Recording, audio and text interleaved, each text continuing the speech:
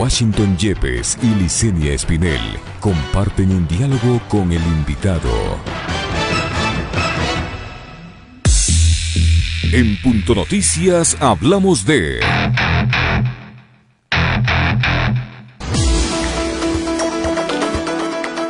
El pasado 29 de mayo de 2020, el Registro Oficial publicó el Reglamento de Uso Progresivo, Racional y Diferenciado de la Fuerza por parte de los miembros de las Fuerzas Armadas en situaciones de resistencia social interna. Se trata del Acuerdo Ministerial 179, aprobado por el Ministerio de Defensa, que reforma las reglas y el comportamiento que deben tener los militares en situaciones de resistencia interna, en base a un manual de derecho en operaciones militares. El documento contempla el uso progresivo de la fuerza en varios niveles que llegan hasta la resistencia agresiva agravada, el mismo que permite el uso de armas letales. Frente a este panorama, la Defensoría del Pueblo exigió al Ministerio de Defensa la derogación del Acuerdo Ministerial 179. Además, responsabilizó desde ya a esta cartera de Estado de cualquier uso abusivo de la fuerza que se realice en el contexto de posibles manifestaciones sociales durante el estado de excepción decretado por la emergencia sanitaria a causa del COVID-19.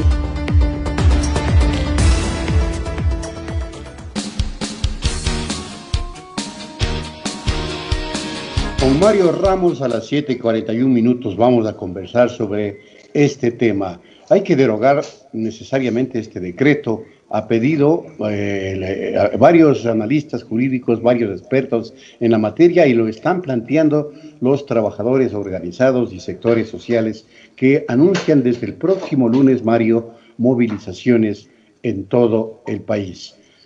¿Bajo qué, digamos, contexto o aparato legal pretende disfrazar el gobierno ecuatoriano la represión que se prepara a asumir ante las movilizaciones que se anuncian? Muy buenos días, Mario. Buenos días, Washington. Buenos días, Licenia. Mira, yo creo que es importante colocar un antecedente, y el antecedente que para mí explica la promulgación de este decreto ministerial, que es un decreto del ministerio, ojo, ¿no?, que tiene ámbito en el ministerio. No es un decreto que puede influir en la Constitución ni en otras leyes, ¿no?, mayores, sino que que sirve para la gestión del ámbito de la defensa. Sí. Entonces, eso primero hay que señalar. Y decía que el antecedente son las movilizaciones, el levantamiento popular de octubre. ¿Sí? En ese marco, recordemos que las Fuerzas Armadas, en cierta manera, se limitaron, se opusieron, ¿no?, a la represión que el gobierno exigía que se haga. Recordemos eso. Inclusive recordemos que el jefe del Comando Conjunto de las Fuerzas Armadas casi inmediatamente fue cesado de sus funciones por esa actitud que asumió las Fuerzas Armadas. Recordemos que históricamente esa ha sido una actitud de las Fuerzas Armadas, no reprimir al pueblo ecuatoriano, ¿sí? Históricamente ha habido esa postura, con ciertas excepciones en la historia. Entonces, para mí, Jarrín, ¿no?, promulga este decreto para tener en sus manos una herramienta que permita presionar, ¿no?, a las Fuerzas Armadas en la potencial represión que se vendría si es que se produce un levantamiento popular de las dimensiones que se produjo en octubre y que parece se puede producir, porque las circunstancias, ¿no es cierto?, son evidentes para todo el mundo y también son evidentes para los soldados ecuatorianos. ¿A qué me refiero? La crisis social, moral, ¿no?, sobre todo moral, ética, la crisis que han provocado de manera artificial, porque no era una crisis real, la provocaron para justificar la implementación del paquetazo del Fondo Monetario Internacional, ¿sí?, y para favorecer a los sectores privilegiados de esta sociedad, especialmente a los banqueros. Entonces han provocado esta crisis, y obviamente eso ha tenido graves repercusiones en el pueblo ecuatoriano. El enorme desempleo, ¿sí?, la situación crítica en que han colocado a las pequeñas y medianas empresas, y adicionalmente a esto hemos visto que sin sin ningún remordimiento, ¿sí? Han profundizado el modelo neoliberal en el marco de esta cuarentena. O sea, en estas circunstancias, ¿cómo no se puede entender la protesta, que es una protesta legítima? ¿Cómo no se puede comprender? Y los soldados ecuatorianos lo van a comprender. Entonces, ¿a qué me refiero? Que a pesar de que Jardín no promulgó este decreto, no, para mí eso, la represión, ¿no?, que buscan se produzca, no está garantizada. Yo creo que hay mucha conciencia en las Fuerzas Armadas, ¿no?, y se van a oponer, ¿no?, a pesar de esta herramienta que ha creado Jardín para tener como dije, un instrumento de presión. Miren, o sea, los soldados ecuatorianos no son tontos. Hay leyes superiores. Si se llegan a producir crímenes de lesa humanidad, nadie les va a librar de eso. Nadie les va a librar después de los juicios que les van a venir, ¿sí? Cuando cambie este gobierno, cuando cambie la correlación de fuerzas, porque algún día va a cambiar, ¿sí? Entonces, nadie les va a librar de los juicios a que pueden ser sometidos si es que abusan de las armas, ¿no? Y este decreto prácticamente les da vía libre para matar. Es increíble, ¿sí?, lo que se ha promulgado. Entonces, nadie les va a librar de los juicios que se pueden venir. Las cosas se mueven, no siempre, el moreno es eterno. Entonces, eso tienen que pensar. Doctor Ramos, buenos días. Le saluda Licenia Espinel. El hecho de que este acuerdo tenga entre su integración una parte en la que señala que no se preocupen a los militares porque van a tener el respectivo patrocinio legal por parte del Ministerio de Defensa, no deja abierta la puerta a que se cometan todo tipo de abusos porque van a sentirse respaldados legalmente. Van a tener la defensa jurídica del caso, en caso de que se cometa algún tipo de abuso o algún problema en la conducción de una protesta. Eso por un lado. Por otro, la misma Defensoría del Pueblo, que es la Organización de Derechos Humanos del país, ya ha hecho su exhorto a que se deje sin efecto este acuerdo por las evidentes peligros que representa este tipo de decisiones. Varias organizaciones civiles de derechos humanos han hecho lo mismo, pero sin embargo esto queda prácticamente en el aire. El ministro de Defensa ha hecho oídos sordos de estas recomendaciones, de estas advertencias, de estas alertas, y al parecer esto no va a cambiar. Por decirlo de alguna manera, Jardín no ha descuidado ningún detalle en la promulgación de este decreto. Y justamente eso que tú acabas de mencionar, Licenia, es una preocupación de los soldados ecuatorianos. ¿Por qué? Porque muchas veces se han visto huérfanos del apoyo, ¿no?, y del patrocinio legal. Jardín ofrece eso, pero en la práctica no se va a dar. No se va a dar. Hay N casos en las Fuerzas Armadas que, a pesar de estar cumpliendo sus misiones, ¿no?, o su trabajo en las Fuerzas Armadas, el Ministerio de Defensa los ha abandonado y han tenido que los propios soldados ecuatorianos de su propio bolsillo defenderse. Eso es una mentira, ¿sí? Eso es como se están ofreciendo ese asunto, pero no se va a cumplir en la práctica. Eso es como, respondiendo a esa disposición general, ¿no?, que está en la disposición general que ha colocado Jardín en el decreto. Mario, hagamos un poquito de historia y aboco en esto al conocimiento que tú tienes de las circunstancias militares. El general Jardín fue un oficial que se preparó, si no me equivoco, en la Escuela de las Américas, porque hay que analizar la personalidad de Jardín, que se atreve a proponer semejante acuerdo o decreto, no a proponer, sino a emitir un decreto o acuerdo ministerial. ¿De dónde proviene este señor general o ex general? Esa pregunta es importante porque hay que ver el contexto, ¿no?, de la política en general del Ecuador. Ecuador está sumamente sometido a la política exterior y a los intereses de los Estados Unidos, ¿sí? Jardín es una pieza de esta política exterior, ¿no?, que prácticamente obedece a los intereses no del Ecuador, sino de los Estados Unidos. Entonces, mira, si ampliamos el contexto para ver, ¿no?, lo que está pasando en el mundo, vemos que se está consolidando el mundo tripolar. Me refiero a las tres grandes potencias: Estados Unidos, Rusia y China, y sobre todo China, que ha destacado a propósito de esta pandemia, ¿sí?, que ha destacado. y que se ha ido ya posicionando en la retina de la humanidad como la potencia hegemónica.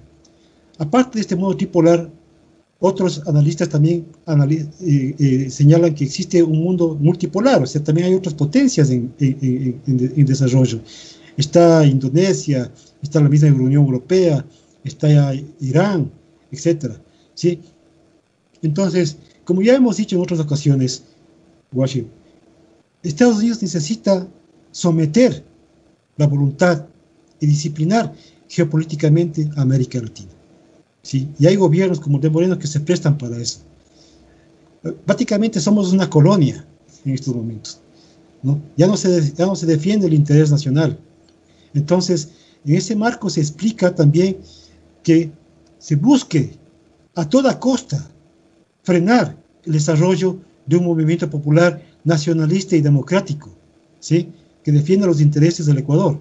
Se busca a toda costa frenar eso. Y para eso, obviamente, estos decretos represivos, ¿sí? Represivos, porque hay leyes que justifican el uso progresivo de la fuerza, y eso es una misión básicamente de la policía, porque para eso está la policía. Las Fuerzas Armadas es contradictorio, porque las Fuerzas Armadas no vas a la guerra y vas a usar progresivamente la fuerza. No, o sea, eso es para la sociedad civil. Entonces, no, ahí vemos que es un instrumento claramente que busca tener, ¿no? y pintar pajaritos en el aire a los soldados para que vean, ahora sí están respaldados, pero eso es un cuento.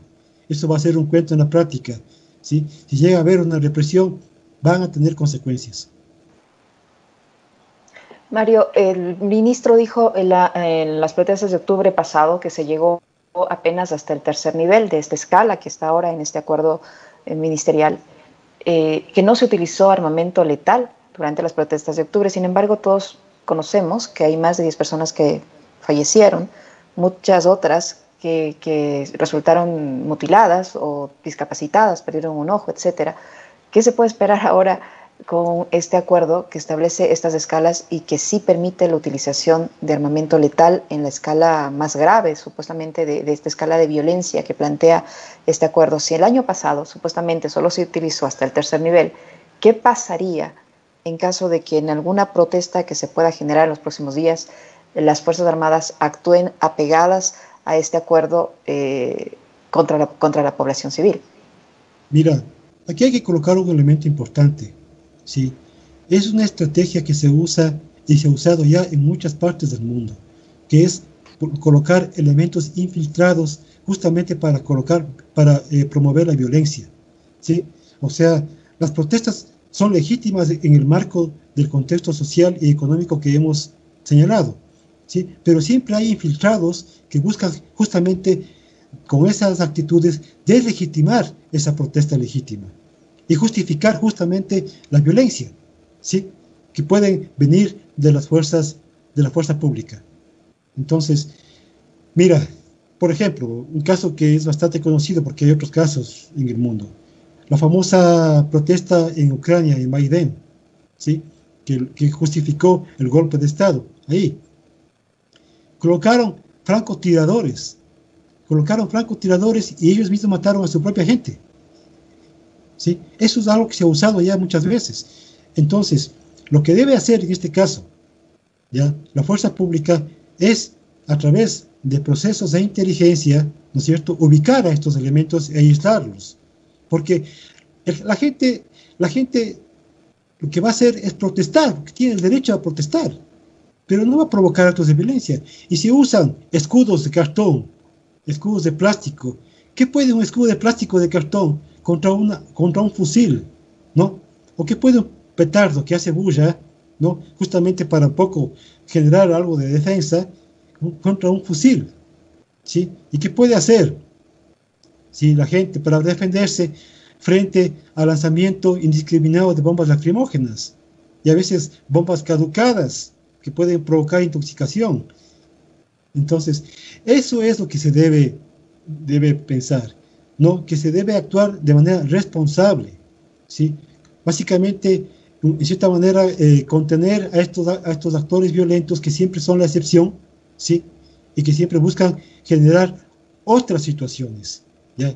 Porque la gran mayoría, hemos visto que en las protestas hay niños, hay ancianos, hay mujeres, ¿sí? Que no van a estar queriendo enfrentarse a un policía con una pistola o un fusil, o peor a un militar, ¿no? Son gente que está desesperada, en situaciones desesperadas, y salen a protestar, porque no tienen más que hacer, expresar su derecho a la protesta. Entonces no se puede actuar con armas letales en esa situación.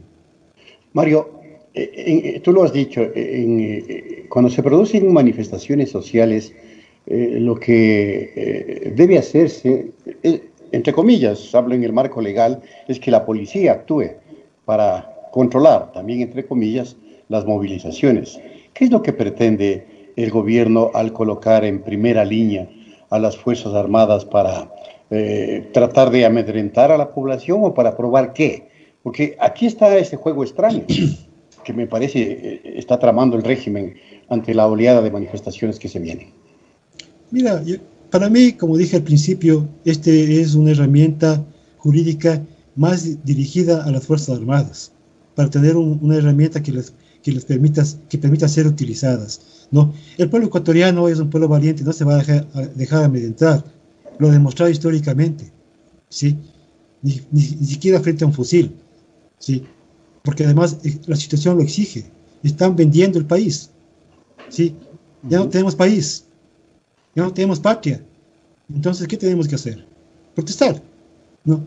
Entonces yo creo que mi hipótesis, ¿no?, es que este decreto ministerial está más dirigido a las Fuerzas Armadas y que tratar de que los soldados se vean protegidos. Pero como dije, esto es falso, es un ofrecimiento falso. Si llegan a producir crímenes de lesa humanidad, tarde o temprano, los soldados que se han visto involucrados van a tener que responder. Mario, en su experiencia, si se llegara a dar una protesta aquí en el país y se presentan ese tipo de abusos tanto por parte de la policía como de Fuerzas Armadas, ¿cree que estaríamos a puertas de ver un escenario similar o parecido al que se está viviendo precisamente ahora en los Estados Unidos a raíz de la muerte del afroamericano George Floyd? Mira, la paciencia del pueblo afroamericano ha sido enorme. El racismo en Estados Unidos es estructural, ¿sí?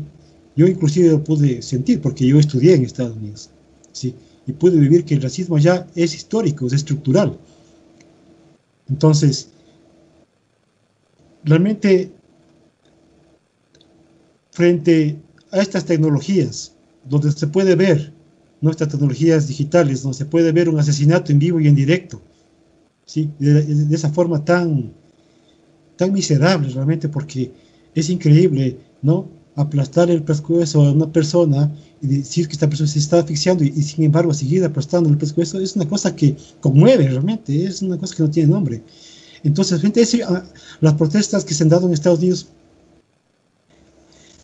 realmente se justifican, y obviamente Trump, ¿no?, que su padre fue arrestado en una marcha del Ku Klux Klan, ¿sí?, que todos conocen que es una organización racista que todavía existe, ¿no?, y Trump ha demostrado su racismo.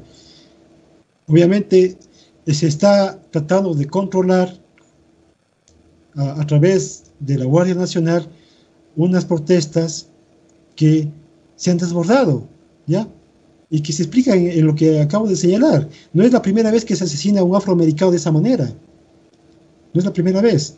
Esto ya colmó la paciencia del pueblo afroamericano, y también vemos que en las marchas no solo hay afros, hay gente de tez blanca, ¿sí?, que entiende y que es antirracista. Entonces, Estados Unidos se está pudriendo en sus propias contradicciones, ¿ya? Y eso es parte de la decadencia ética y moral que sufre esa sociedad y ese Estado sobre todo. Entonces, de ahí se están tratando de ir a lo clásico, ¿no?, a reprimir, a contener, y creo que esto es un proceso que es un hito, digamos, es un punto de inflexión en la sociedad norteamericana que va a generar procesos de lucha social y política de otro nivel en este país. Finalmente, Mario, ¿qué sientes tú existe al interior de las Fuerzas Armadas en un momento tan crítico como el que está atravesando el país. Crisis en salud, crisis política, crisis institucional, crisis económica que se va a profundizar. ¿Están tranquilos las Fuerzas Armadas? ¿Allí se puede esperar en un momento determinado alguna reacción o todo está controlado por estas fuerzas que las representa el general Carrillo? Mira, los soldados ecuatorianos desde el punto de vista de su bolsillo están tranquilos porque Moreno, ¿no?, se ha encargado justamente de no afectar ese bolsillo, justamente pensando que si afecta se pueden rebelar, ¿ya? Y eso va a generar, y esto está generando mucho resentimiento en el pueblo ecuatoriano, porque obviamente es evidente a los ojos de todo el mundo, ¿no?, que se cuida el bolsillo de los soldados y los policías, pero no el bolsillo de los ecuatorianos en general, ¿sí? Entonces, los soldados no son ciegos a eso, ¿ya? El soldado ecuatoriano está formado para defender su país, ¿sí? Se le inculca valores patrióticos en sus institutos de formación, ¿no? Y eso lo ha demostrado históricamente. Yo creo que las Fuerzas Armadas no van a botar por la borda su historia, la mejor parte de su historia. No creo que lo van a hacer, ¿sí? Hay mucha conciencia patriótica en las Fuerzas Armadas. Hay muchos valores patrióticos, nacionalistas. Entonces yo creo que están intentando romper eso, pero yo creo que no lo van a lograr con este decreto inútil. En la práctica va a ser un decreto inútil y un intento fallido de Jarrín. Muy bien, gracias Mario por habernos acompañado en Punto Noticias. Gracias a ti y a Licenia. Gracias. Somos generadores de información. Punto Noticias.